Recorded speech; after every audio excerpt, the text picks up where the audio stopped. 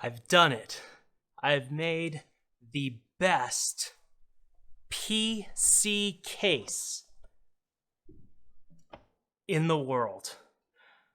Well, okay, not the best design. The best design, because this case is made out of plastic cardboard and duct tape. I am sorry for the really vague teaser. I've never been here before, guys, and basically, to make a long story short, I am actually looking at patenting this design, a utility patent. And as of the time I'm recording this video, I don't know what the result of that's going to be. I should find out fairly soon. In fact, by the time I even publish this, I won't publish this until I at least know that everything is filed with the patent office, because that at least puts a legal date on my design, which is kind of important. But overall, yeah, I didn't know what I could say, what I can't say. In fact, I didn't even want to take pictures or record anything on my devices, because the devices I use are all internet connected. And some of that I've had to do anyway now, which is why I'm pre-recording, so that if my schedule goes crazy, I can still get a video out to you guys. So, without further ado, this is it, guys. Like, the best case in the world. Well, best case design. And I put a poll out, and if you didn't kind of put it together yet, or if you didn't see it on my community tab, I was asking what's the most important feature. And yeah, we all have some slightly different opinions, but it overwhelmingly became airflow. Airflow is the most important. Well, this is why this is such a big deal, because guess what, guys? This is the best airflow ever. Like, it just completely dominated anything that I've ever tried. And so let's just get right into it. So I've been trying to get airflow for a long time, because I love Crossfire, I love SLI, and I know that it's kind of dead now, and I don't know if and when or ever it'll come back. But there's still some leftover Crossfire stuff, like my 2R9 290Xs. And trying to handle and deal with that heat, especially when you're not doing water cooling, is really difficult. I've tried every kind of case.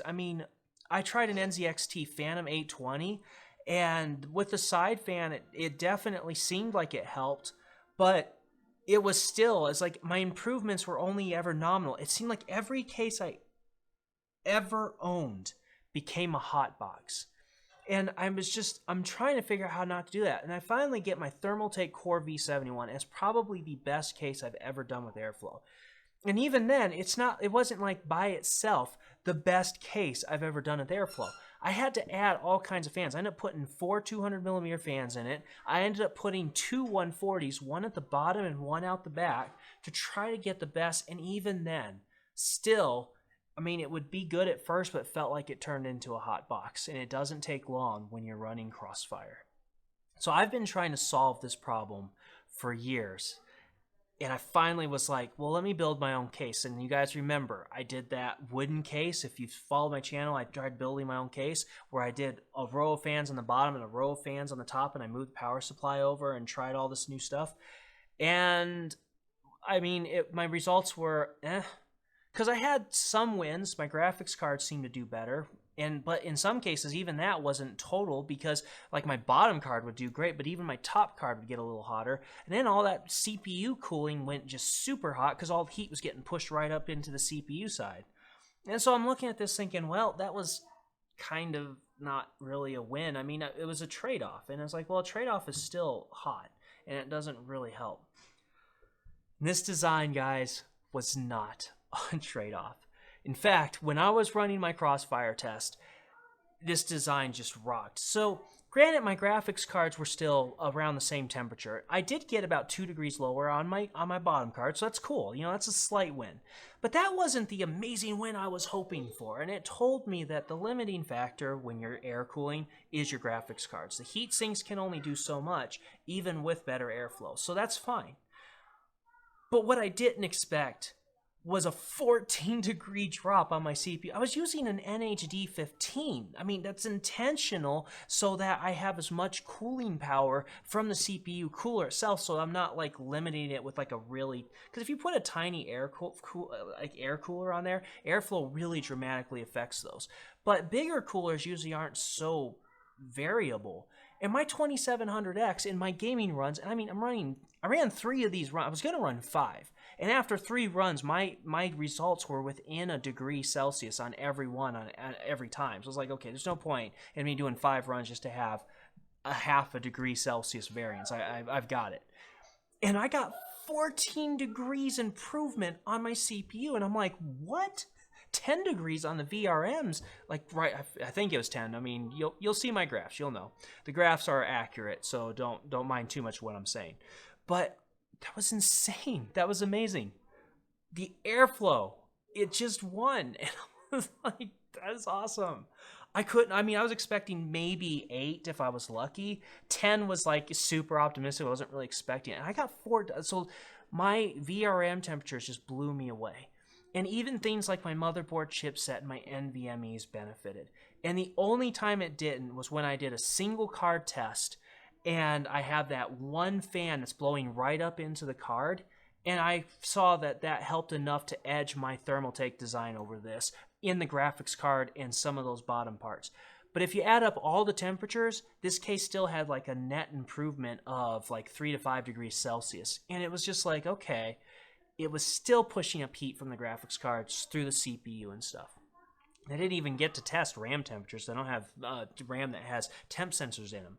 So guys, this thing just blew away. 36 degrees of the 5 main components I tested, 36 degree improvement total with the full Crossfire setup in a gaming run. And even when I did the CPU test, I was able to edge out with the running OCCT and the CPU cooler, I edged out the Thermaltake design. And I was thinking that would probably be a trade-off. Nope, I edged it out by 2 degrees. I mean, it's not like huge, but I still edged it out. This is airflow, guys. Forget about positive, forget about negative. Pressure in your case is not good, because if there's pressure, that means there's restriction to the airflow. What you want is flow. And that's what this design does. And that's why I was so excited. That's why I was doing the teaser. And once again, I'm sorry, guys. I know I wasn't trying to be a jerk to you. I really wasn't. I was super excited. I'm trying to generate some buzz. All right, so you guys know that poll. And I had 5 things. So the first, obviously, you all overwhelmingly picked airflow as most important. But some of you picked other things. Let's talk about those other things, because really, this is why I say this is the best PC case design in the world. Let's talk about build space. I thought there was going to be problems because you got this angled panel and it's right there where you've got the screws for the PCI Express cards, and it's like, okay, well, it's kind of obnoxious. Well, for one, I can't remove these fans very easily because I had to mount through the back end of the panel because it's plastic, and they're not going to hold very well without the threads aren't going to hold super well, so I wanted to make sure I had the head kind of holding in a little better. So, in this particular case, I put the fans on before I even taped the panel on because I just wanted to make sure I had plenty of room. But in general, you would just have some mounted screws here, and if you just remove the fan and then just put it right back on, you have easy access to those screws. I was a little worried, like, what if those cards that are a little wider than the PCI slots are going to hit things? And I have one of those cards. My Sapphire Nitro RX 580 is the widest card I own. It's even wider than the RX 50 or the 5700 XT card, which kind of surprised me. And no clearance problems. I mean, it fits just fine. It's close. Obviously, everything's a little close to this panel, but still plenty of clearance room. It's not like I could barely get it in there, and it fit fine. Then I was like, okay, the other thing I was really worried about is, well, what about the parts at the far end of the graphics card? They're going to be closest to this angle panel, and I may not be able to get a cable in. And it was just so funny. I was worried about it when I was building the case, but when I put my build in, and then I was about ready to test, I'm plugging all my cables, and I start testing. I was probably like half, 3/4 of the way through my testing when I realized, Oh, my display port. So on my R9 290Xs, my display port is all the way over closest to this angled panel. It's the only one that I have on the cards. So I had to plug into it, and I had been plugging my cable in and out, no problem, not even thinking about it. There was plenty of clearance, and I was like, yes! I mean, the build space is great, and because we have all the space above and below, because we're accommodating that airflow through the whole system, it's really easy to build in the inside. And the dual chamber design really helps with that too, because guess what, you can totally just throw the power supply in and you don't even have to care about the cables. You just throw them in there in a big giant bundle and you can still just throw the panel on, no problem. Build space is awesome. Speaking of the power supply, dual chamber is not new to this case, right? Obviously, we've had dual chamber designs before, so that's not original with me. But what is interesting is that power supply now, it is actually important to have it on the other side. It's not just a design feature. It's actually utility, because when it's on the bottom, it would be obstructing my bottom fan that's designed to take that heat out. So now, instead of being a dual chamber design just for style, it is literally part of the function of this case to make sure that temperatures are the best. In fact, it would almost be as easy to just go back to a top-mounted power supply nowadays, because it probably wouldn't be in the way as much. But with the 200 millimeter fans, you would have to make this case like ridiculously tall. So I definitely prefer to have the dual chamber design in this case, because it just makes sure that the power supply is not adding heat to the main chamber, and the power supply has its own fan. Speaking of own chambers, there is one more benefit I don't want to forget to mention. None of the fans are facing the floor where they can just suck up all that extra dust and hair. And if we've ever seen a bottom filter and seen how much dirtier it gets than the side filters, then you know it's true. It just, for some reason, when you got that fan facing the floor, it sucks up a lot more dirt and debris than even the side fans, even the ones that are close to the floor. And, well, now the power supply fan, it faces out the side. And if you have an RGB PSU, you can see it. So I love the dual chamber design. Once again, not original for me, but it complements everything about this build really nicely. I mean, you want the best airflow, right? That's what we're doing, the best. All right. So we got plenty of build space. We can definitely throw special features. I mean, obviously this is a prototype, but we've got plenty of room that special features won't be a problem. Like, I'm using solid panels, but we have room and space in this case to be able to put radiators on the top or bottom. We've got a lot of flexibility here. We can, you can build the case in the design to still accommodate things like water cooling or various other things. You can, so that's not a big concern. And so for those of you who like that, this design should accommodate it. It shouldn't hinder it. Now, let's talk about style, because I know that was important to some of you. Now, I'm biased. I built this case myself, and I designed it myself. So, of course, I'm going to love it, right? But even then, I'm trying to look at it and think, all right, coming from somebody who didn't design it, I don't know. I mean, to me, it just looks great still. Trying to be as unbiased as I possibly can, which is really hard to do. But I still think that this case looks awesome. And I love it. Like, it's kind of futuristic. The angular design looks good. And so then you notice I did something quirky and unique with that dual chamber design. Instead of doing just a straight box like everything else, I angled it down so that there was an angle on that side panel. And I feel like it complements how this angled back panel looks, so that the whole case looks, I mean, it's definitely not symmetrical. I feel like this is a Picasso case. If Picasso was trying to artistically design a case, it'd probably look something like this. And I think it looks great. You guys are going to have to let me know on the style front, because style-wise, I'm going to be biased. You'll have to tell me if you think it looks cool. And if you do, then that's awesome, because then that means I've definitely won in that style compartment too. I can definitely say it's unique, and I feel like that still puts it equal to some of the best style designs out there, even if it's not everyone's favorite. So you'll have to let me know. I love it. I think it looks awesome, but well, I'll let you guys be a little more the judge than myself on that. So there's one other category, and that's price. And I feel like if there's one thing I could say that would be bad news with a case like this is pricing is not going to be cheap. Now, let's take, for instance, my prototype design. I'm using 4 200mm fans. I guarantee you a case like this is going to be pricey because just putting 4 big fans like that alone will jack up the price. I guarantee you it's going to be pricier too because just the fact, I don't know how manufacturing works, I really don't. So I'm just guessing at this, but I would imagine that because we're dealing with something that's not just a box and it's a unique design that would take some retooling of some manufacturing facilities, I think it's going to cost more. So you got to kind of expect that these cases are going to be premium type cases if they went to market. They would cost a lot. But that being said, that's not to say that there couldn't be budget options. For instance, if we just downsized this a little bit and made this 140mm fans instead of 200mm fans, you would do really well on cooling, especially for single card systems. You would still have all the benefits without quite as much of the expense and a smaller form factor, which would be nice.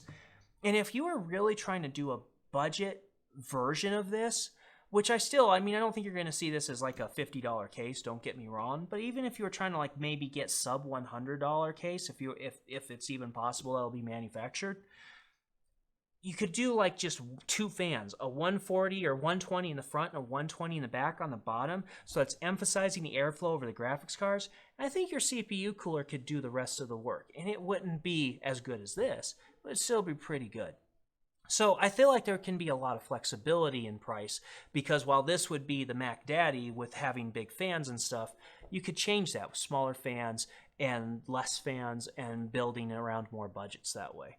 So I feel like there's a lot of versatility. Also, this side panel, which is nice because we still have that there, well, it is cut down by a significant amount. So if you did like tempered glass, this tempered glass would not be nearly as much as other case designs. So it could balance out, but I doubt it. I think overall you'd still see a pricier tag on a design like this if it ever came to market. So overall, that's why I've been fighting this battle for years, guys. And I didn't do this case because I was trying to be an inventor. I did this case because I just wanted to solve my crossfire airflow problem, and I did. And performance-wise, with CPU boost, and especially if you're keeping those CPU temperatures significantly cooler, you might be able to actually get some better performance, like maybe 5. I think it'd be optimistic to say 10%. I would say 5% might be more realistic, and then even then, maybe not. But still, you might see some performance benefits. But what I can say is, in my experience testing, when I was trying, so what happens is I would run my Rise of the Tomb Raider game. I'd have her sitting in the same spot staring at a campfire, and I let that run for 30 minutes. The first 10 minutes would be to warm up the system. Then I would have to Alt-Tab to HW Info, reset all the counters, and then let it run for 20 minutes. Alt-Tab to HW Info after 20 minutes, and then pull all my averages. And then I did that 3 times to average the averages. So I was really trying to be as accurate as I could, and everything was rock solid. I mean, my numbers came super close. So I was really happy. I was going to do 5 runs, but there was so little variance, I was like, okay, I'm not wasting time. 3 runs was going to be fine in this. When I would Alt-Tab in my thermal take case, you could tell that heat was building up already, and I thought I was going to have to rerun some tests because the game kind of would lock up, and I was like, oh, crap, it froze. And then it would kick in, and I would get my numbers, and I didn't have to retest. That never happened on this case. That just never happened. I would Alt-Tab, and it was fine, and I'm looking at this, I'm thinking, this is why Crossfire has been such a problem. It may not even be because it's not supported good. The drivers may be fine. It may be they're just generating so much impossible amounts of heat, and the heat buildup is getting so bad in cases that anybody who runs air-cooled Crossfire is going to have lots of problems because of heat. Now, I can't necessarily prove that right now. I mean, maybe I could find a way to prove that, but let's face it, guys. This has been time consuming, and I've only got so much I can do right now. But the experience was interesting to me, and it makes me wonder what could be going on with that. And so, yeah, guys, I don't know. I can't guarantee that it's going to improve everything, but I think it actually could improve system stability by making sure that everything is breathing well. There's no pressure buildup. I can't say like obviously there's always some variable. We're talking airflow, but compared to traditional design, this is basically no buildup. It worked, guys. It just worked. My temperatures came. I think I could run a Crossfire system again. My dream is that AMD and NVIDIA will bring back Crossfire just so I can have it again and have a case like this. That's my dream. So guys, you got to tell me what you think. Do you like this case? Do you want to see it come to market? Do you want to see it? I don't know what to do after this, okay? I'm going, like as of right now of recording, I'm going through the patent process. After that, I'm not really sure what's next. I don't know. So if you guys like this design too, if this thing starts taking off, I can say the one thing that I think will help is just spread the word. If this thing gets attention and is getting popularity, especially on YouTube, then that I think will at least help bring about the next step. I definitely have some vendors who I'm going to share my design with because I have good relationships with them. So, I'm going to do some other things on my part. But really, I don't know how I go, okay, now let's see if we can make this and make it available. I'm sure there's a way because obviously it happens. We have lots of case companies out there. But I haven't gotten that far. This wasn't like my dream and my plan for life. I just wanted to make a better airflow. I just wanted to be able to run Crossfire because I love Crossfire, and I did it. Now I'm like, oh, what do I do now? I don't know. So guys, if you like it, just share it, and I think that would help out, and we'll go from there. So let me know, guys. Tell me what you think. If this video starts picking up a ton of views and we're doing really good, I will schedule a live stream and try to do it so that you guys can join in and start asking me questions that you might have, things that I might not have covered. But regardless of what happens, if everybody hates this design, if the world says, oh my gosh, that sucks, I don't even know what you're doing, you're an idiot, oh well, because you know what? I did it. I solved my problem, if nothing else, and I'm so happy about it. And I hope it helps other people. I mean, my biggest reason for sharing is not to get some attention from it. I just hope it can help other people who might have similar problems. And that's the biggest reason why I started a YouTube channel, is to share my problems with other people. So I hope it helps out. Guys, thank you for checking in. I'm really excited. I hope this goes somewhere, but we'll see how it goes. But once again, just let me know, and I'll catch you later.